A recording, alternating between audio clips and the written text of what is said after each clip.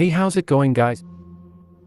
And in today's Red Dead Redemption 2 video, we are gonna be solving the secret of the Greys and the Braithwaites. These are like the two plantation families that you run into in Chapter 3, and there's a lot of mystery surrounding them. Are their families secretly in love even though they hate each other? Do they have hidden gold somewhere that we can actually find? That's what we're gonna be diving into in this video today. So let's start at the Braithwaite Manor. So if you go here during or before Chapter 3, you'll notice that this is a guarded, beautiful plantation mansion. It's very similar to what mansions like this back in the plantation days were like. It's massive, it has those giant columns, it's just really beautiful. However, there's a lot of secrets that we can actually uncover once we get past Chapter 3, so I'm not going to spoil what happens, but if you haven't reached that point in Chapter 3, this is something you might want to come back to, because if you return to the mansion after Chapter 3, you'll notice that it looks a little bit different. In particular, it has been burned to the ground, as you guys know. Now, upon returning to this home after it's been burned, we can actually find a couple of interesting things. The first is the burnt corpse of Catherine Braithwaite. As you guys might have known, she went into the house as it was erupting in flames for whatever reason. I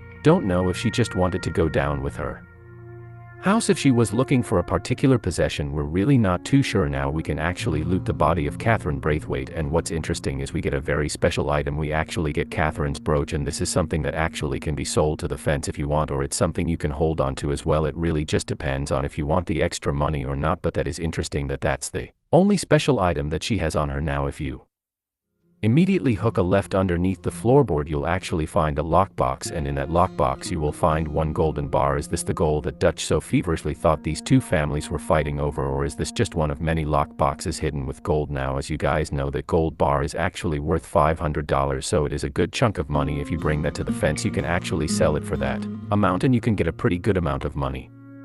But there is gold hidden there, and there's also a burnt up photograph that we simply cannot see as well. It has been completely scorched, so I'm not sure what was on that photograph, but that right there is kind of interesting. Now, that's actually not the only secret the Braithwaites have actually been keeping. There's this locked out house with a crescent moon window with chains wrapped around it, and on the inside is this crazy lady, and Arthur will actually write in his journal that he has found a crazy young woman, all strange looking, locked in kind of an outhouse hidden on Braithwaite Manor. World ain't kind of place to folk like her. So, and you can see that the entire time this lady is counting but can't seem to count. So I don't know if she's possessed. I don't know if there's something wrong with her, like if she has some sort of disease. We really don't know. We don't get a ton of information, but clearly the Braithwaites wanted nothing to do with her, as they actually locked her in the outhouse. Now, what's crazy is if you come back during the epilogue as John, she'll actually be a skeleton. So the Braithwaites, not only did they lock her in here, they didn't care for her either. They literally let her die. They didn't give her water, anything like that. So again, she'll actually turn into a skeleton if you come back later in the campaign. So lots of creepiness going on with the Braithwaites right there. But we did discover some gold. Now,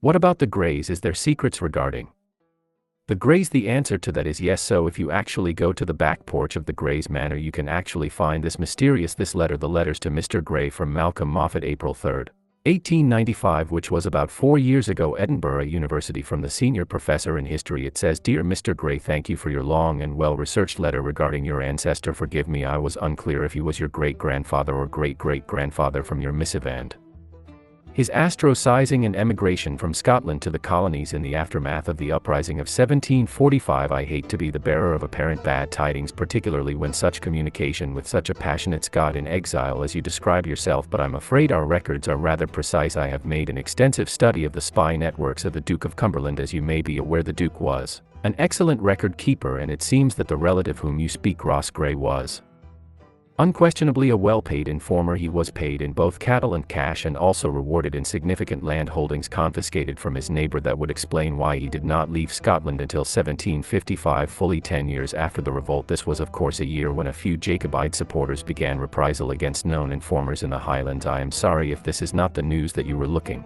for. The Jacobite era was a very complicated time in Scottish history, and certainly my antecedents are divided into rebels and loyalists. Being the progeny of a family of loyalists is certainly nothing to be ashamed by. At least I hope not. If you're ever in Edinburgh, I do hope I can show you around the university. Yours sincerely, Malcolm Moffat. So maybe you guys can help me out with this, because I am certainly a little bit confused by this entire message. But apparently it's like the Greys aren't as pure of a family as they thought they were, and that their bloodline might be made up of like rebels or something along the lines. I'm really not too sure, it was a little bit confusing. Arthur writes in his journal, he says, well, guess the Grey family ain't quite the proud noble southern patriots they pretended to be, so maybe like they're Scottish or something along those lines. I'm really not too sure, it was a little bit confusing. Now we can actually find out more about the Greys and their secret family past if we travel to this exact island right here. So it is on the very east side of the map. Again, if you go to this exact point, you'll find a lockbox that someone looks to have been buried or they were in the process of digging up, and this letter is very interesting. It is letter to Douglas Grey from Lucilla Braithwaite. This is June 12,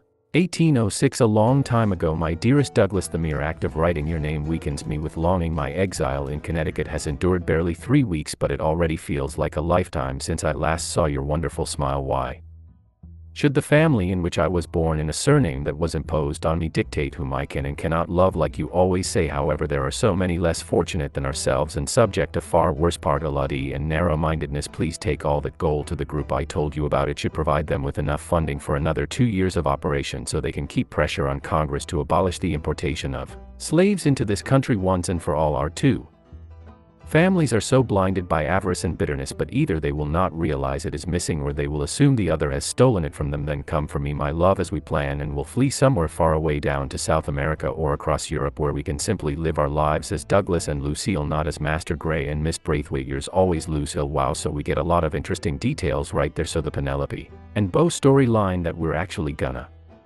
touch on in a little bit seems to be a common theme, like members from both of these families ending up loving each other, and they also mention the goal that is sort of the story that plays out as these people think they've stolen from each other, when in reality it looks like people that were just in love just ran off with it. So the story just gets more and more confusing. You know, where could the gold potentially be? I don't know if anyone is ever going to find it. I don't think the gold that was in that lockbox of the Braithwaite Manor is it. I definitely think it is potentially somewhere else. Now let's talk about that secret mission in Chapter 6. If you complete one mission in Chapter 6, you'll actually get a letter from Penelope, who will actually ask for your help in escaping the state of Lemoyne. She wants to get away with Beau once and for all. Dear sir, you were once very kind to Beau and myself, and it pains me to ask you to show us further kindness, but I have nowhere else to turn, and nobody else upon whom I can't impose. I will of course pay you handsomely for your troubles. My family have turned quite mad and are threatening to send me away to stop my work, which they say is disgracing them, as if their history of absolute moral depravity, utter debauchery, and perpetual drunkenness did not disgrace them enough. I must escape, yet I am kept prisoner here. Can you help? Most days I am to be found at the cabins on the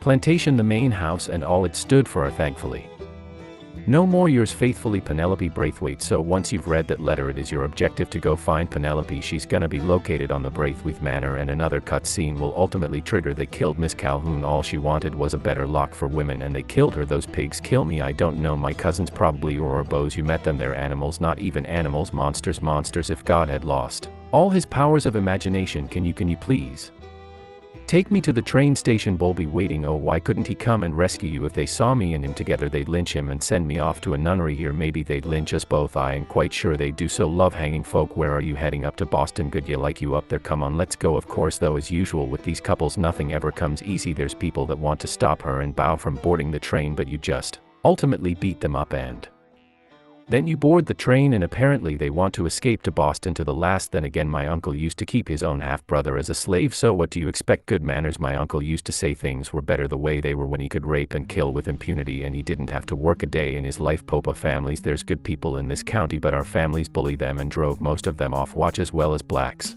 All this silly. Oh my lord, ladies, my second cousin, these goddamn cousins, I think they found out about the jewels. Keep your heads down, tenders. Now of course, as I mentioned, nothing ever comes easy here. More of her cousins actually chased them on the train. It is up to Arthur to actually take care of them, and then it also becomes his job to drive the train as well, which is one of the more interesting things you get to do. You literally get to drive a train, and after a little bit that will trigger another cutscene where you say your final goodbyes to the couple. No, you could drop a train, they would have killed all of us. You are a gentleman, sir. Yes, you are. Here, I got much money, but these sapphires are worth a lot of money. Old family heirloom, that Braithwaite writer. Thank you. Now let's get you off to Boston for any more your relative. Sure, that might be wise. Hey, you there? Yeah, this couple is heading up north to the Boston line. They got money, they'll pay you on arrival. That work free. Yeah, that's fine. Get on in. Hey, yeah, you carry Protection on the journey like this wouldn't be much of a stage driver if I didn't goes everywhere I do. Hey, Miss Braithwaite is gonna hold on to this until arrival on account of the treasure on your person. I don't know how to thank you. Oh, you're fine, man, sir, just get out of here. Oh yeah. So anyways, that right there completes our journey with the Greys and the Braithwaites, and that is all of their secrets revealed, as well as all the secret missions that you